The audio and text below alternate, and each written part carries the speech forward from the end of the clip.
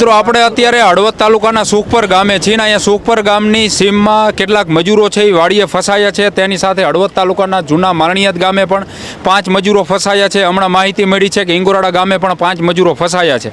આ મજૂરોને કાઢવા માટે એસડીઆરએફની ટીમ તો આવી છે એક, પરંતુ અત્યારે એનડીઆરએફની ટીમને પણ જે છે એ બોલાવવામાં આવી છે. હેલિકોપ્ટરની પણ કંઈક વાત હતી. ધારાસભ્ય જે છે એ અત્યારે ઘટના સ્થળે પહોંચ્યા છે. અહીંયા સુખપર ગામની સીમમાં અહીંયા આપણે આમ તો રોડ ઉપર છીએ અને સામે જે મજૂરો છે એ ફસાયેલા છે. એક વાડીમાં 4 ફસાયેલા છે, બીજી વાડીમાં 11 છે.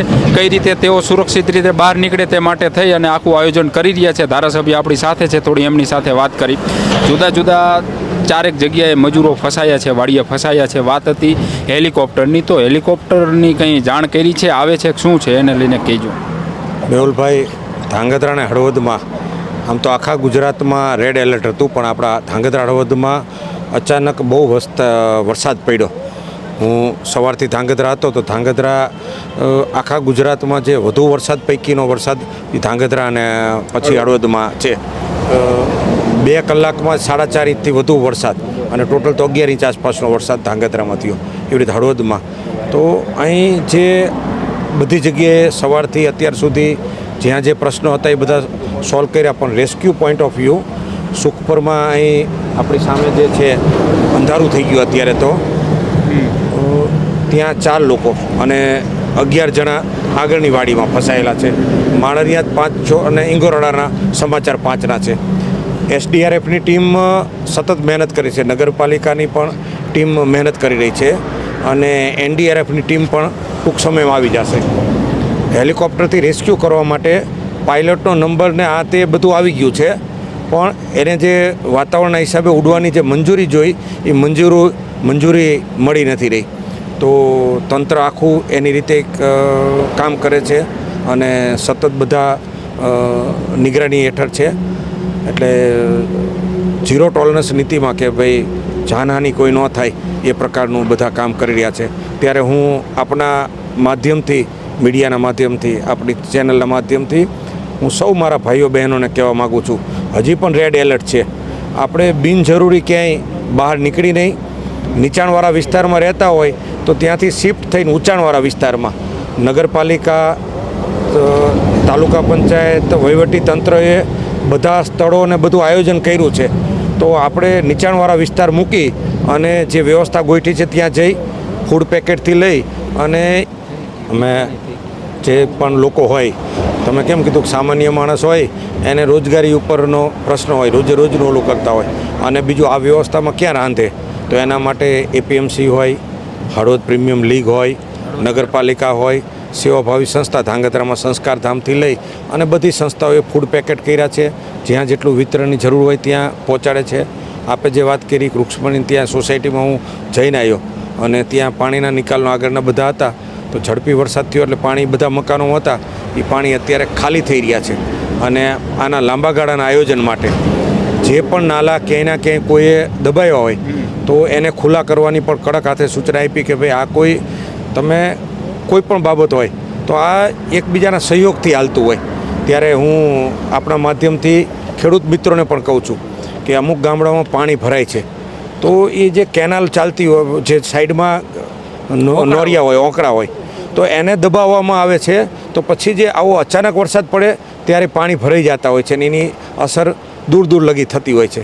તો કોઈ પણ બાબત હોય એ પ્રમાણેનું બધા સહયોગ કરે તંત્ર, અને આપણે સૌ સાથે મળીને આ જે કુદરતી આફત છે એમાં આપણે એકબીજાને સહયોગ કરી અને સદ્ભાવના બતાવી અમારા લાયક કંઈ પણ કામ હોય તો વહીવટી તંત્ર, અમારા સૌ તપનભાઈથી લઈને, વિશાલભાઈથી લઈને, યશભાઈથી લઈને બધા આગેવાનો અમે તત્પર છીએ. ગમે ત્યારે કોઈ પણને ગમે એની હોય તો અમારો કોઈ પણનો સંપર્ક કરે, તંત્રનો સંપર્ક કરે, તમારી સાથે છે. આપણે સાથે મળી અને કુદરતી આફતમાંથી બહાર આવે. પ્રકાશભાઈ, અત્યારે જે જગ્યાએ ઊભા છીએ અહીંયાથી થોડે જ દૂર બેટરી કરેલા આપણને દેખાય છે. 4 વ્યક્તિઓ ત્યાં છે, બાકીના 11 પાછળ છે. એટલે કુલ ત્યાં આગળ 15 વ્યક્તિઓ અત્યારે ફસાયેલા છે. નદી ફૂલ આવી ગઈ છે, ઉતરાય એવી સ્થિતિ નથી. પાછળ ડેમ છે અને વરસાદની પણ હજી આગાહી છે. એટલે આજે રાતના પણ છે, આવતીકાલે પણ છે. તો અત્યારે તેઓને કાઢવા માટે થઈ અને શું આયોજન? અત્યારે એનડીઆરએફની ટીમ આવે છે. અત્યારે જે રીતે આની જે સ્થિતિ છે તો પાણીનો ફ્લો એટલો મોટો છે અને બીજું તો અહીંથી જે નાવડું મૂકવું એ ડિફિકલ્ટ દેખાય છે. પણ એનડીઆરએફની ટીમ રહી એના દ્વારા શું થઈ શકે બરાબર સ્થિતિ જોઈ અને એના માટેનું થશે. એટલે માલણિયાદમાં જો કે આ જો મિત્રો સામે જે લાઇટ કરે છે ને એ ત્યાં આગળ એ ફસાયેલા વ્યક્તિઓ છે અને બેટરી આબાજ કરે છે. ફોનમાં વાત થાય છે ને, ફોનમાં થાય છે વાત. અને અત્યારે જૂના માલણિયાદ જે મતલબ એંજાર જવાના રોડ ઉપર જે ત્યાં વાડીમાં 5 વ્યક્તિઓ ફસાયેલા છે તો તેને કાઢવા માટે અત્યારે એસડીઆરએફની ટીમને ત્યાં પહોંચી છે એની કંઈ માહિતી? એસડીઆરએફની ટીમ તો ઘણા ટાઈમ પહેલાં ત્યાં પહોંચી ગઈ છે. હવે એનડીઆરએફની ટીમ પર પહોંચાડવું, ફાયરની ટીમ પર પહોંચી ગઈ અને ત્યાં ટ્રેક્ટરથી જેટલું ખેંચાય એટલું હોડકાથી એ સતત પ્રયત્ન કરી રહ્યા છે. પણ હવે એનડીઆરએફની ટીમ આવશે એટલે એમાં પણ સોલ્યુશન થશે. સાથે સાથે અહીં દીઘડિયાના બ્રિજ હોય, નદી નાળા હોય તો એસડીએમે બધી સૂચના આપી અને ત્યાં બધા બંધ કરાવી દીધા છે જેથી કરી અને કોઈ મોટી દુર્ઘટના ન સર્જાય. અને હું પણ સૌને વિનંતી કરું છું કે હાલમાં નદી નાળા ઓંકડા ક્યાંય કોઈ ખોટા સાહસ ન કરે. હા, એક આજે જૂના ઘાટીલામાં એક માલધારીનું મૃત્યુ થયું ત્રણેય. હા, જૂના ઘાટીલામાં થયું. અગાઉ 1 વર્ષ પહેલાં આપણે પણ દુર્ઘટના ઘટી ગઈ હતી. તો અત્યારે જાન હે તો જાન હે. તો અત્યારે પહેલું કામ આપણા બધાનું આપણી સેફટી હોય તો ક્યાંય ઉતાવળ કરે નહીં, ખોટા સાહસ જોખમ ન કરે.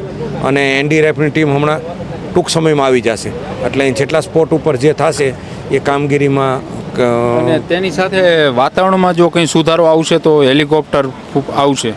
હેલિકોપ્ટર રહ્યો ને વાતાવરણનો સુધારો થાય એ પાયલોટનો નંબર પણ આપી દીધો છે. મોરબી જિલ્લા કલેક્ટરની પ્રોએક્ટિવનેસ છે. સુરેન્દ્રનગર જિલ્લા કલેક્ટર પણ સતત કામ કરી રહ્યા છે. તો નવું કોઈબા અહીંયાથી આગળ જ એ આખું સંપર્ક વિહોણું થઈ ગયું છે, પછી કંઈ કોન્ટેક્ટ થયો? એમાં જે પાણી તો ઓછરું છે ને હજી. એક તો એક એના પપ્પા મૃત્યુ પામ્યા હતા ને બધા આવ્યા હતા, 35 લોકો તો ત્યાં આગળ બેઠા હતા. ત્યાં બ્રિજ બન્યો હતો તેમાં પણ ગાબડું પડી ગયું હતું. એટલે હવે જે કંઈ એવી વસ્તુ છે તે પણ જોવું પડશે. એટલે આપણે જે કનેક્ટિવિટી હોય તો એની પરમિનન્ટ આજે આપણે આ વિસ્તારોમાં ગમે એ બાબત આવે તો એના પરમિનન્ટ સોલ્યુશન માટે આપણે બ્રિજો જે મંજૂર કરાવી છે બરાબર. આજે દીઘડિયા બ્રિજ રહ્યો, વર્ષોથી પાણી આવે ને સ્ટેટ હાઈવે બંધ થઈ જાય તો એ મયુરનગર બ્રિજ એવી રીતે હતો, ટીકર બ્રિજ હતો, આ 4 મોટા બ્રિજો અને એવી રીતે કોઈબાવાળા બ્રિજ. તો બધી જગ્યાએ જે પરમિનન્ટ સોલ્યુશન માટે બ્રિજો બનાવી તો આજે સંપર્ક વિહોણો થઈ જાય છે. આજે વરસાદ આવે તો સારા સંપર્ક વિહોણો થઈ જતું, પોઈન્ટવાળો રસ્તો બંધ થઈ જાય, આ બંધ થઈ જાય. તો આ બધા પ્રશ્નોના પરમિનન્ટ સોલ્યુશન માટેના બધા બ્રિજો મંજૂર કરાવેલા છે અને અમુકના લોકાર્પણના લેવલે અને અમુકના હવે ટેન્ડર છે, ખાતમુહૂર્ત થઈ જાય છે. આવતા વર્ષ પહેલાં મોટા ભાગના મોટા બ્રિજો રહ્યા એ કામ પૂરા થાય એ પ્રકારનું આયોજન છે. અંતમાં એક સવાલ પ્રકાશભાઈ, ઘણા બધા ગ્રામ્ય વિસ્તારમાં રહેણાંક મકાનોમાં પાણી ગરી ગયા છે. એટલે હમણાં જે વાત થઈ ને આ રૂક્ષ્મણી પાર્કની પાણી ગરી ગયા તો એનું કારણ જે પાણીનું વહેણ હતું એ ધીમે ધીમે બૂરી દીધું. જેટલા પ્રમાણમાં પાણી જવું જોઈએ એટલા પ્રમાણમાં ન ગયું, એના કારણે પાણી સોસાયટીમાં આવી ગયું. રણમલપુર ગામ છે, વેગડવો ગામ છે, ચૂપણી છે, ઘણા બધા ગામોના વિડીયોને આયા રહેણાંક મકાનોમાં પાણી ગરી ગયા છે. આ વર્ષો પહેલાં આથી પણ વધુ વરસાદ થતો ત્યારે આવી સ્થિતિ ન થતી. તો હવે એ પણ એક તંત્રને કડક સૂચના દેવી પડશે કે જે ખરેખર પાણીના વહેણ હતા તો એ પાણીના વહેણ ઉપર જે દબાણ છે તે દબાણ દૂર કરીને એને ચોખા પહેલાં ફરજિયાત કરવા પડશે. નહીંતર ભવિષ્યમાં આ તો 5-7 ઇંચ વરસાદ પડ્યો, 15-20 ઇંચ વરસાદ પડે તો પરિસ્થિતિ આથી પણ વધુ ગંભીર થવાની. એટલે મારે કલેક્ટરશ્રી સાથે વાત થઈ, એસડીએમ સાથે પણ વાત થઈ કે ક્યાંય કોઈ પણ બાબત હોય બરાબર, વરસાદી પાણીના નિકાલ બાબતોમાં જે પણ આવતું હોય બરાબર એમાં ઝીરો ટોલરન્સ નીતિથી એને ખુલ્લું કરવાનું છે. અને એ પ્રકારનું અત્યારે જ્યાં ઇટાચી હોય અત્યારે અહીંયા લાગી ગયા, આપણા 2 નાલા એવા હતા તો એને અત્યારે તોડવાનું કહી દીધું છે નગરપાલિકાએ અને અત્યારે એ તોડવાની કામગીરી પણ થઈ રહી છે. તો એ જે પાણીનો ફ્લો અચાનક વરસાદ આ ટૂંકા ગાળામાં આવ્યો, તમારી વાત સાચી છે કે વરસાદો આવતા હોય પણ ટૂંકા ગાળામાં વરસાદ થાય ત્યારે થોડીક આખી સ્થિતિ જુદી થતી હોય. પણ છતાંય ગમે એટલું થાય તો આપણે પ્લાન તો એવી રીતે જ કરવો જોઈએ કે અચાનક 7-8-10 ઇંચ વરસાદ થાય તો વાંધો ન આવે એટલું બેરિંગ કેપેસિટી માટે જે કરવું પડે એ બધું લાંબા ગાળાનું આયોજન કરી લેશું. જે નેચરલ પાણીના જે વહેણો હતા એ કોઈએ ને કોઈએ એ દબાણો કરેલા છે. હવે બધાને સમજાણું હશે કે આ આપણે ખોટું કર્યું છે, ત્યારે આપણે બધા સહયોગ આપી અને એ વહેણો આપણે ખુલ્લા કરી દઈ, જેથી કરી કદાચ મારું ઘર ઊંચાણમાં છે તો એ આપણા ગામના કોઈ વ્યક્તિઓના 100-200 મકાનો એ પાણીથી આખો એક માળ ડૂબી જાય એવી પરિસ્થિતિ થાય છે. તો બધાય પોતાનો સ્વાર્થ મૂકી અને સરકારી જમીનમાં જ્યાં દબાણો થયા છે એ દબાણો ખુલ્લા કરે. જ્યાં ગ્રામ્ય વિસ્તારમાં તમે કીધું એમ કે વાડીનો સેટો હોય તો ઠેઠ લગીને આપણે રોડ સુધી અડાડી દઈએ છીએ. એમ નથી કરતા કે પાણી, વરસાદી પાણી ક્યાંથી નીકળશે. તો બધા માનવતા આવી પરિસ્થિતિ જ્યારે ગ્લોબલ વોર્મિંગ થાય, એ કારે 20 ઇંચ 25 ઇંચ વરસાદ પડે ત્યારે આખો કોકનો, પાછળના ખેડૂતોનો આખો મોલ બળી જાય, પાછળના લોકોના મકાન ડૂબી જાય, કોઈના ઝૂંપડા ડૂબી જાય. તો એ પરિસ્થિતિ ન થાય એટલે જે કુદરતી વહેણો છે ત્યાં કોઈએ પણ દબાણ કર્યું હોય તો એ સ્વેચ્છાએ નીકાળી લે, એ આપણા બધાના હિતમાં છે. નહીંતર તંત્ર પણ આવનારા દિવસોમાં અમે બધા પણ રજૂઆત કરશું કે ઝીરો ટોલરન્સ નીતિ કોઈ પણનું હોય, કોઈ પણ સામાજિક આગેવાન હોય, રાજકીય આગેવાન હોય, તો કોઈ પણ શરમ રાખ્યા વગર લોકોના બહોળા સમુદાયના હિતમાં રાખી અને દબાણો દૂર થાય. એ આપણી બધી પબ્લિક માટે એ ફાયદારૂપ છે. અને હળવદ નગરપાલિકાએ 2500 ફૂટ પેકેટ બપોરે તૈયાર કર્યા. ચીફ ઓફિસર તુષાર જાલરિયા સાહેબ, નગરપાલિકાના પ્રમુખ, તમામ સદસ્યશ્રીઓ, એમાં પછી બધી પાર્ટીના પણ આગેવાનો બધા અત્યારે રોડ ઉપર છે. અને સામાજિક આગેવાન તરીકે જે બજરંગ દળ, વિશ્વ હિન્દુ પરિષદ, HPL ગ્રુપ છે, એણે પણ બધી જગ્યાએ જઈને ફૂડ પેકેટના વિતરણ કર્યા હતા. અને ફ્રેન્ડ્સ ગ્રુપ, છોટા કાશી યુવા ગ્રુપ અને પત્રકાર એસોસિએશન, જે કાલે કેમ્પ હતો એ પણ આવતા રવિવારે રાખ્યો છે. તો આ બધા જેટલા પણ એસોસિએશન ગ્રુપ છે એ બધા લોકોની વચ્ચે છે. અને હજી પણ આવનારા 1 દિવસ 2 દિવસ આપણે બધા જ્યાં જરૂર પડે એ બધા મનભેદો ભૂલી અને હળવદના લોકોની સુખાકારી માટે આ દુઃખની પરિસ્થિતિમાં બધા ખભો મિલાવી કામ કરી એ જરૂરી છે. આજરોજ માન્ય સંસદ સભ્યશ્રી અને માન્ય ધારાસભ્યશ્રી અને ભારતીય જનતા પાર્ટી સંગઠન દ્વારા અમને એક ક્વિક સંદેશ આપવામાં આવ્યો કે તમારે ગ્રાઉન્ડ લેવલથી આખી નગરપાલિકાએ સ્થળ ઉપર જવાનું છે. અમે 27 સદસ્યશ્રીઓ હળવદમાં સવારે 8:30 વાગ્યાથી લઈને અત્યાર લગી રોડ ઉપર છીએ. જે પરિસ્થિતિ હતી, જે પરિસ્થિતિનું અમે સંજ્ઞાન લીધું છે.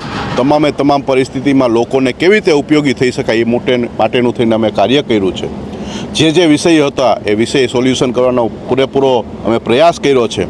5 નંબરના વોર્ડમાં જે પરિસ્થિતિ થઈ છે એ વાસ્તવિકતા છે. એને આવનારા સમયમાં માન્ય ધારાસભ્યશ્રી, અમારા સંગઠન દ્વારા જે પણ સૂચના આપી છે એ મુજબ અમે જે પણ લોકોએ અતિક્રમણ કર્યું હશે એ અતિક્રમણ અમે દૂર કરવશું છે. અમે સ્ટેન્ડ બાય છીએ. આવનારા 24 કલાકમાં પણ અમે સ્ટેન્ડ બાય રહેવાના છીએ. આપના માધ્યમથી હું કહેવા માગું છું કે કોઈ પણ વ્યક્તિને કોઈ પણ પ્રકારની મુસીબત હોય હળવદમાં તો અમારો સંપર્ક સાધે. અમે હેલ્પલાઇન નંબર પણ જાહેર કર્યા છે. તો અમે એને ઉપયોગી થઈ શકીએ, એમની મુશ્કેલીમાં અમે ઉપયોગી થઈ શકીએ એ માટેના અમે કાર્ય કરવા માટે તત્પર છીએ.